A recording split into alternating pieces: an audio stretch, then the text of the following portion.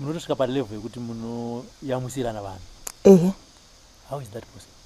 Now I want to hear it from the horse's mouth. Uya aingotaura semurume saka taura kuti kataraunyatsodzwa kwamuri kuti zvinotanga sei kuti mwana waTanatswa anoyamuswa naElizabeth kana mwana waElizabeth anoyamuswa naTanatswa. I think izvezvo wangoziva kuti vana vese mwana ndine mudumbu ndiwagabhu mwana na uyu mudumbu ndiwagabhu saka kana mwana uyu ari wagabhu uyu mwana ari wagabhu it makes them automatically my child. Because inhanji ndiri wagabhu. And then also Maita is she's pregnant, isn't it? Manje panenge my babies, two babies, two cheche twese. Indikata imagine ndikamanyira kubasa maybe kamwana kane 3 months anditi uyu ari kuyamwisa mwana wake. Alright, akabula mudumbu make alright. Ari kuyamwisa mwana.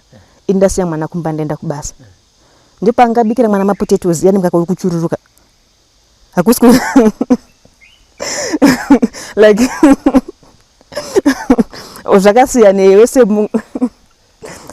ari kuchuruka because I was bound to yamwisa mwana mukaka rimwe vakazi vanozva ndenge tochururuka. Utanzi mubikire ma potatoes ati mupe maheu. Mukaka uripo. Kudi ikoko. Zvitoite. Torana kumisa papampu. Hanti muwese mukaka. Wese mukaka wana chose ndwagabhu saka vatori matwinzi. Aiwa zvinakanachiwana hapana nachiwana apa. Kutongonyima zvako. Hazvina kana chiwana mukati. Okungonyima. Nai.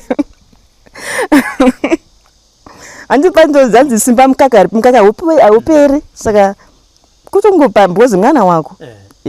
Ndapana pangamboda kuona mwana chemonzi mubereke ane nzara murarise usika arara because ane nzara ndikutoyamwisa mukaka uri kuchururuka ndiri kustavhire mwana saka itongo avanga vakadzi biyenyu vachipa macomments vairamba kuti ai that is not possible. Aiwa kusiyana kwavo maybe nyati anenge asina kudzidzawo vanenge vasina kudzidziswawo.